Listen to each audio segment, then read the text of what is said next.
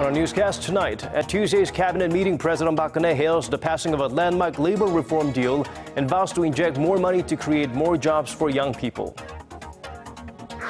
The time for talk is over after labor, management, and government reps passed a labor reform deal designed to create a more flexible labor market by easing restrictions on employment contracts.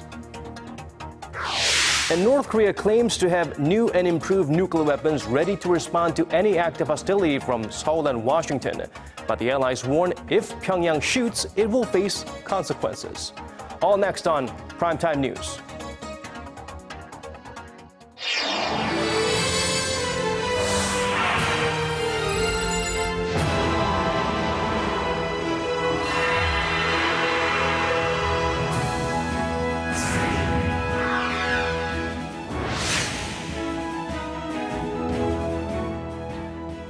Hello, welcome to Primetime News on this Tuesday, September 15th. I'm Daniel Choy. And I'm Hwang Ji-hye. Thanks for joining us. President Park Geun-hye says the latest agreement among labor management and the government is a significant step forward for much-needed labor market reforms. And the president went one step further. She says she plans to start a fund aimed at creating more jobs for young people. Hwang Ji-hye starts us off.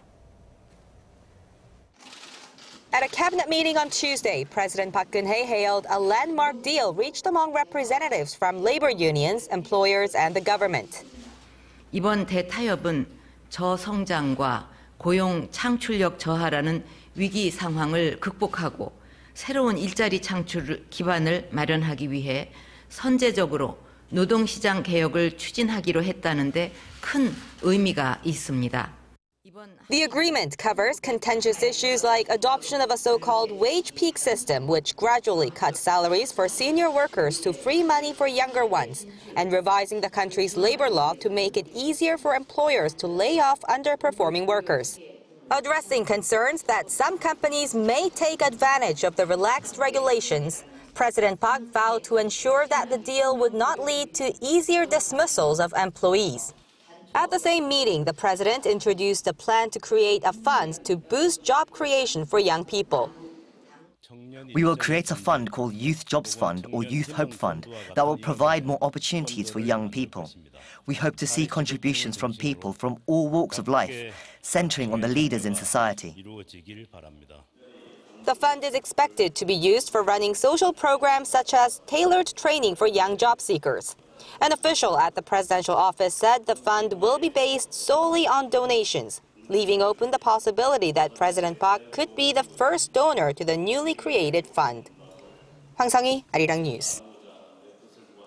And earlier in the day, labor management and government representatives unanimously passed a labor reform deal ending months of arduous talks. That's right, and the deal was reached over the weekend among the three parties and gained the approval of the umbrella labor union on Monday.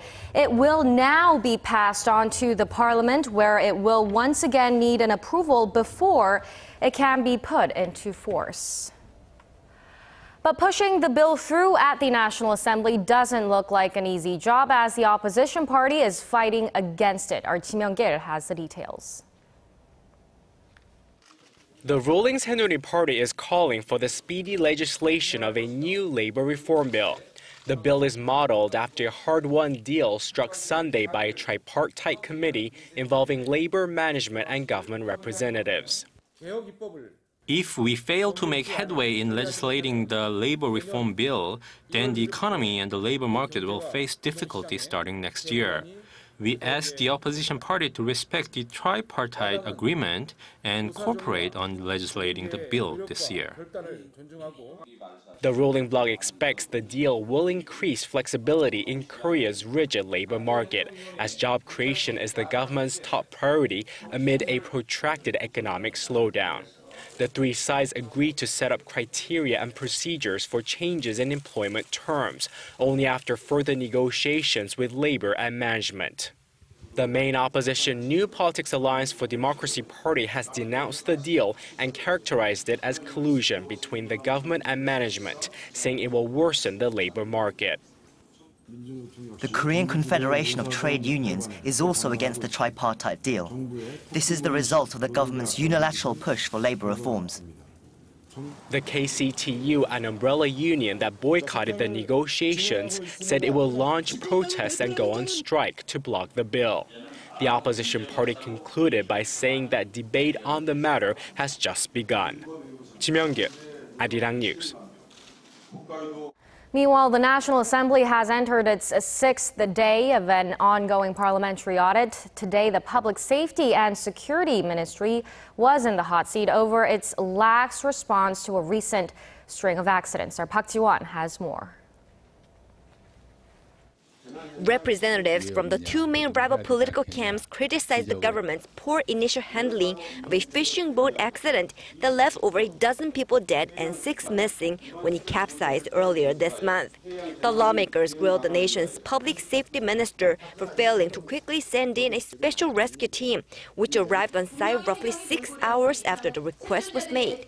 The ministry's annual report to the president earlier this year states that rescue crews should arrive on site within 30 minutes for accidents on land and within an hour for those at sea.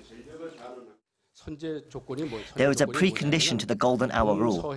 We assumed that special sea rescue teams were set up for both the East and West Sea.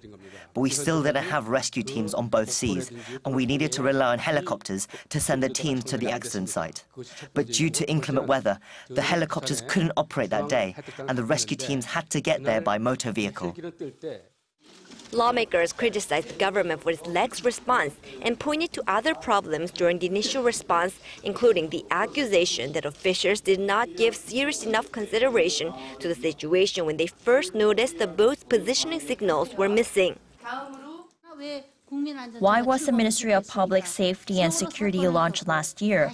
Wasn't it to prevent another tragedy like the Seoul ferry disaster from ever happening again? But the insensitivity to safety is still rampant. Another point of contention was the lack of fire and rescue gear for the nation's firefighters. Firefighters have to share their uniforms as there aren't enough of them, and they buy gloves with their own money, which is a threat to their safety. The lawmaker continued by saying that although the government plans to spend over $500 million by 2017 for fire and rescue gear, a stronger system for monitoring the procurement process is needed due to the chronic corruption at the nation's fire stations. Park Ji-hye, Arirang News. North Korea has hinted at another possible nuclear test should Washington and Seoul continue to denounce Pyongyang. The claim comes just one day after it gave a strong indication that it will launch a rocket next month to coincide with a key anniversary. Han Da-eun reports. Just as inter-Korean relations have begun to warm up again, North Korea is issuing threats of further provocations. North Korea's director of the Atomic Energy Institute told the state-run Korean Central News Agency that the country is ready to respond with nuclear weapons at any time if the U.S. and its allies continue to make hostile comments towards North Korea. He said that the country has improved the levels of its nuclear weapons with various upgrades in quality and quantity. He added that the country has resumed operation of its nuclear reactor at its Yongbyon nuclear complex. Such claims come on the heels of Seoul and Washington's response to Pyongyang's announcement made late Monday that hinted at another possible rocket launch in the near future. Many analysts have been predicting the reclusive regime will carry out a launch in October to mark the 70th anniversary of the founding of its ruling Workers' Party. While there are fears North Korea's series of threats could block planned inter-Korean talks and family reunions, Seoul and Washington has made it clear that there will be consequences if Pyongyang forges ahead with the launch. So any satellite launch using ballistic missile technology would be a clear violation of those resolutions. Experts in South Korea mostly agree that the planned round of high-level inter-Korean talks should take place as soon as possible to bar North Korea from going through with the launch. Han Da-eun, Arirang News. President Park Geun-hye and European Council President Donald Tusk urged North Korea Tuesday to stop its missile and nuclear weapons programs. In a joint press statement issued after their summit in Seoul, both leaders called on Pyongyang to immediately cease all related activities as required by UN Security Council resolutions. They also asked the North to stop further provocations and instead work towards improving its dire human rights situation. As part of their discussions, the two sides expressed hope that The South Korea-EU free trade deal would fully enter into force within this year.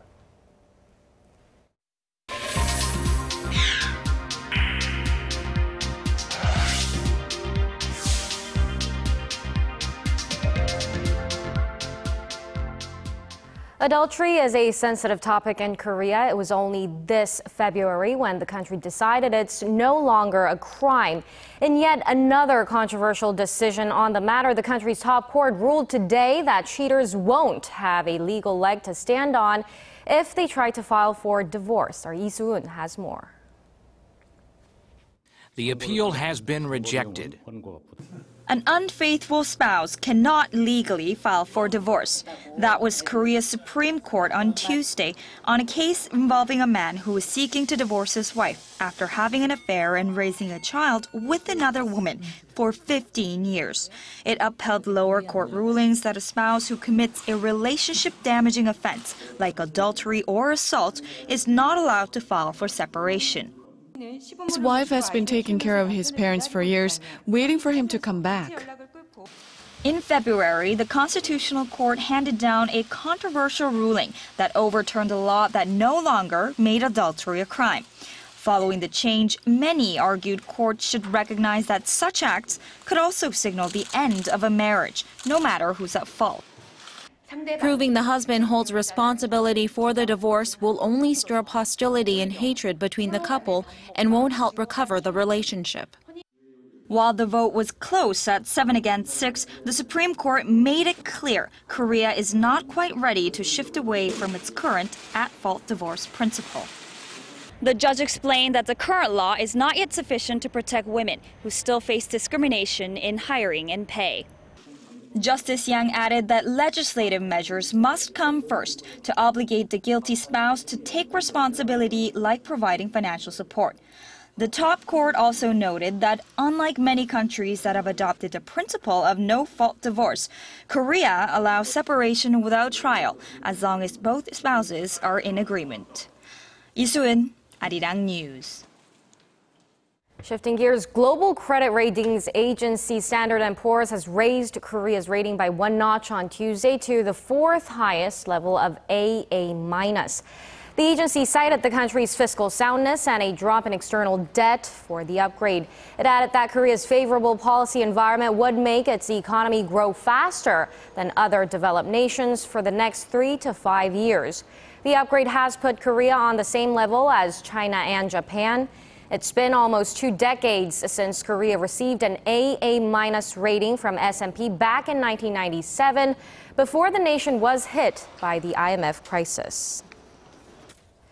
The average lump sum rental deposit on an apartment here in Seoul continues to rise at a rapid pace, and tenants are feeling the squeeze as many of them have to borrow more and more money to pay their rent every couple of years. Our Lee Ji-won breaks down some numbers for us.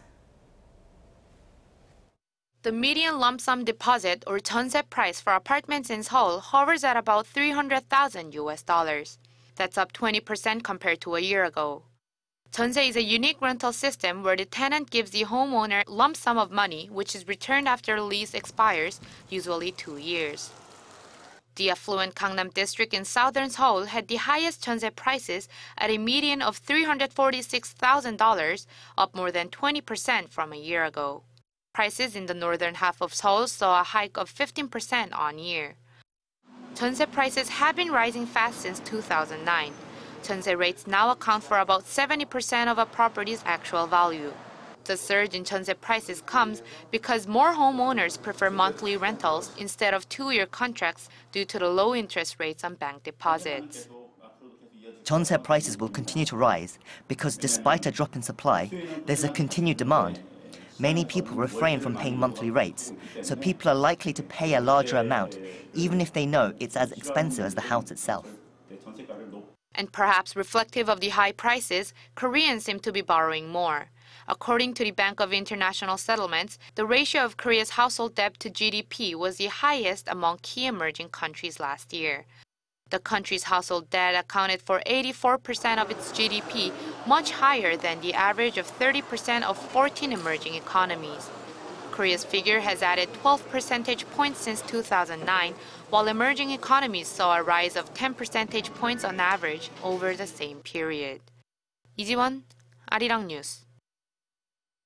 In other news, experts and business executives gathered in Seoul today for a conference on energy security. A call for shale gas was chief among the topics up for debates. Our Connie Kim has this report. Korean companies are facing numerous challenges in light of the global transition to a low-carbon economy. They also stand to benefit from an increasing array of opportunities. These issues were the focus of the 4th Global Energy Security Conference hosted by Korea's Foreign Ministry. Korea depends on imports for 96% of its energy consumption. It is important to acquire stable energy resources as it's fundamental to national development and linked to national security. Currently, fossil fuels are the principal source of energy in Korea. But at the conference, there were calls for shale gas. This is a natural gas found trapped within shale formations. One energy expert called it a game changer for the energy industry. We're already seeing an impact of U.S. shale gas production on LNG prices in this country, Korea. And you add Chinese shale gas supplies and you add Argentine gas supplies to the mix, it increases the LNG fleet. It's going to have a positive economic impact for everybody, like Korea, that uses natural gas.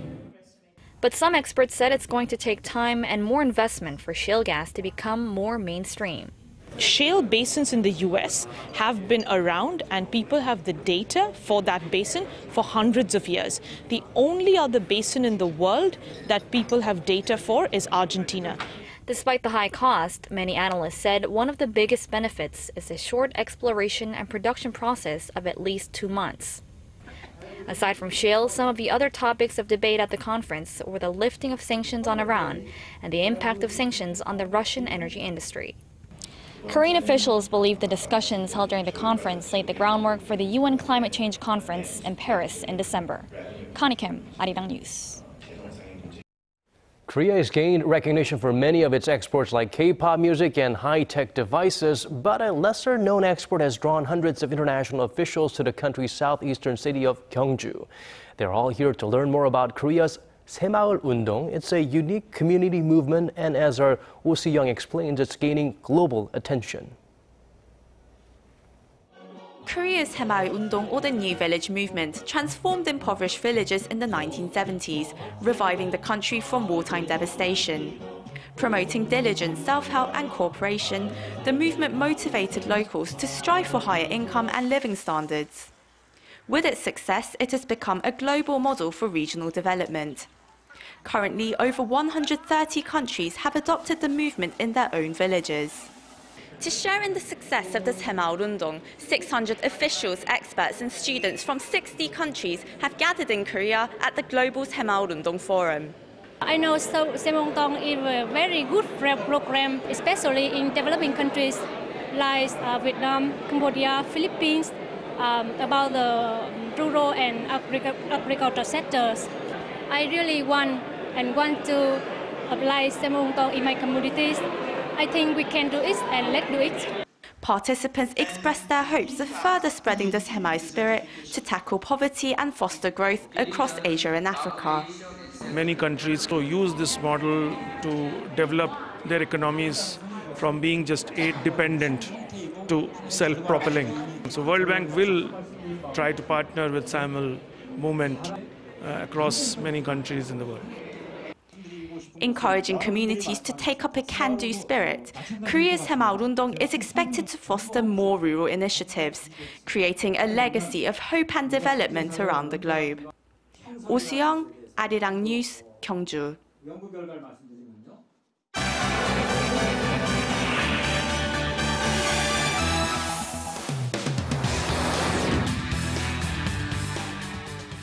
And now for international news, we turn to our Bruce Harrison at the News Center. Today's focus: border crackdowns intensify across Europe.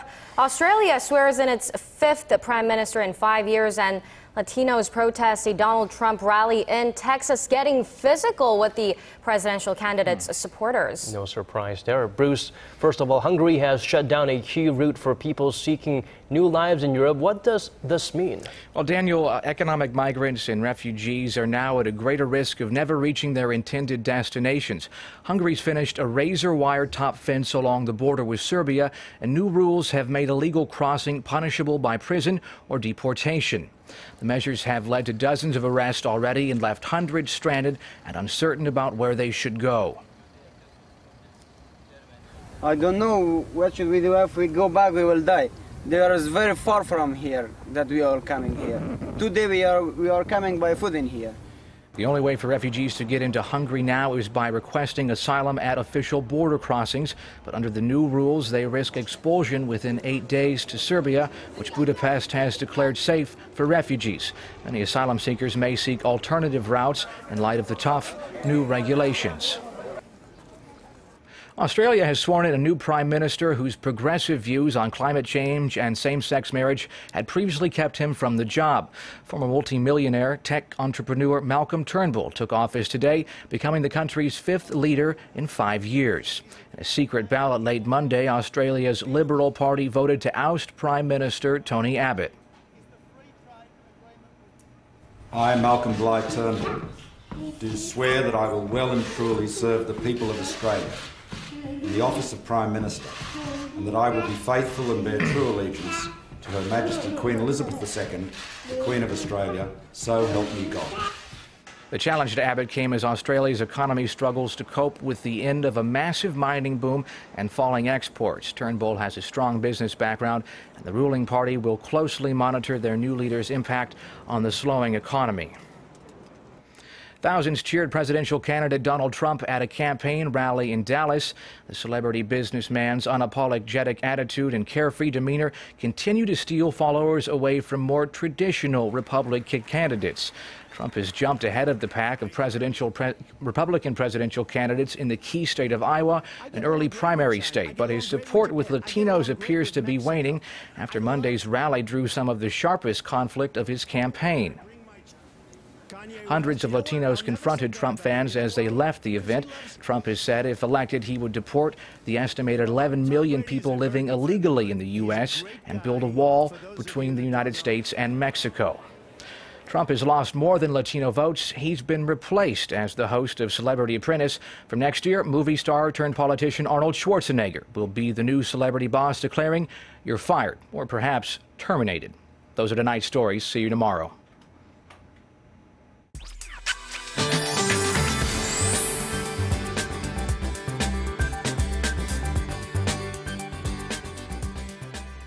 The weather is getting chillier in the morning and evenings, and the air is getting drier by the day as we head into fall.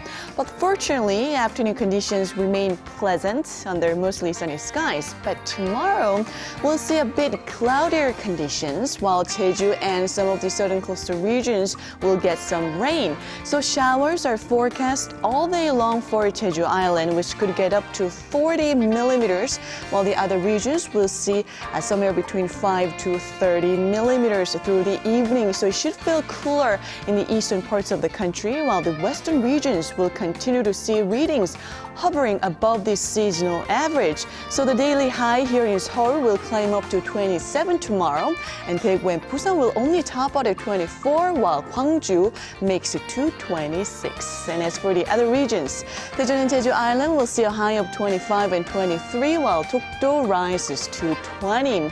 Now daily highs should remain at about 27 degrees through the week here in the capital. But don't forget the big gaps in temperatures from day to night, and dress accordingly to avoid catching a cold. That's all for the weather. Good night.